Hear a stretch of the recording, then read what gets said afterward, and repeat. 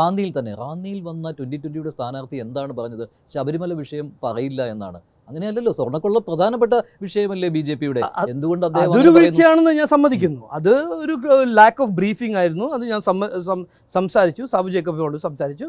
അവരൊരു press conference ചെയ്തു, അത് ക്ലാരിഫൈ ചെയ്തു. NDAൻ്റെ പൊസിഷൻ ഇന്ന് എന്താണ്? വികസിത കേരളം, വിശ്വാസ സംരക്ഷണം, സുരക്ഷിത കേരളം, ഇതാണ് ഞങ്ങളുടെ പൊസിഷൻ. അതിൽ ഒരു കാൻഡിഡേറ്റ് പറഞ്ഞാലോ മറ്റൊരു കാൻഡിഡേറ്റ് പറഞ്ഞില്ലെങ്കിൽ ഒരു ചേഞ്ചും വരാൻ പോകുന്നില്ല. അപ്പോൾ ഞാനൊരു 3 ഉദാഹരണം തന്നാലോ? CPM കോൺഗ്രസിൻ്റെ അണ്ടർസ്റ്റാൻഡിങ്ങിനെ കുറിച്ച്. കൊടുങ്ങല്ലൂർ മുനിസിപ്പാലിറ്റി ഞങ്ങൾ 40% വോട്ട് പിടിച്ചു. എന്തുകൊണ്ട് കോൺഗ്രസിൻ്റെ എല്ലാ വോട്ടും പോയി CPMന് പോയി? ഓരോരോ ബൂത്തായിട്ട് ഞാൻ പറഞ്ഞുതരാം. അവർ ട്രാൻസ്ഫർ ചെയ്തു CPMലേക്ക്. പിന്നെ ലോക്സഭ, എൻ്റെ ലോക്സഭ ഇലക്ഷനിൽ എന്തുകൊണ്ട് CPMന് കിട്ടുന്ന വോട്ട് അവർക്ക് കിട്ടിയില്ല? എന്തുകൊണ്ട് കോൺഗ്രസിന് പോയി ആ CPMൻ്റെ വോട്ട്? ഇതെല്ലാം നോക്കൂ, എനിക്കും പറയാം. പക്ഷേ ഇത്തവണത്തെ നിയമസഭാ തെരഞ്ഞെടുപ്പിൽ ഒരു കാരണവശാലും LDFും UDFും തമ്മിലൊരു സഖ്യം ഉണ്ടാവില്ല BJPയെ തോൽപ്പിക്കാൻ. കാരണം അവർക്ക് രണ്ടുപേർക്കും പരസ്പരം തോൽപ്പിക്കേണ്ടിയിരിക്കുന്നു. ഓരോ സീറ്റും നിർണായകമാണ്.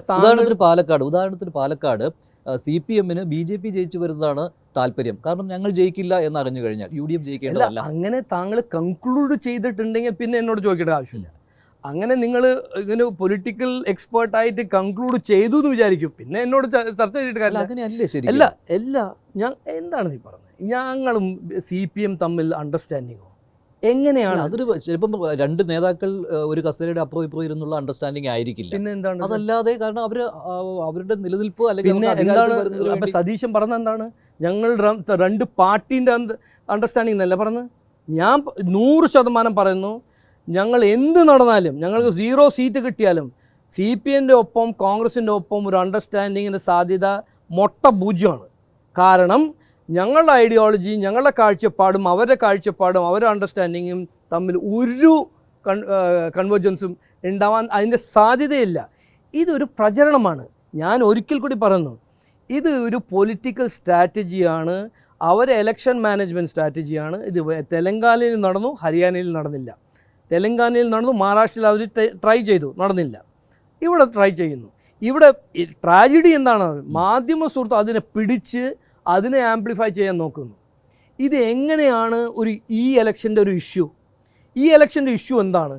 നാടിൻ്റെ പ്രശ്നങ്ങളല്ലേ ഈ ഇലക്ഷൻ്റെ ഇഷ്യൂ. ആരാണ് ഈ നാടിനെ നന്നാക്കാൻ സാധ്യതയും ആർക്കാണ് അതിൻ്റെ കഴിവും താല്പര്യം? അതല്ല ഇഷ്യൂ. വികസനമല്ലേ? ഏറ്റവും കൂടുതൽ തൊഴിലില്ലായ്മ, ഏറ്റവും കൂടുതൽ വിലക്കയറ്റം ഉള്ളൊരു നാടിൽ എന്താണ് ഇത് എങ്ങനെ ഒരു ഇഷ്യൂ ആവുന്നത്?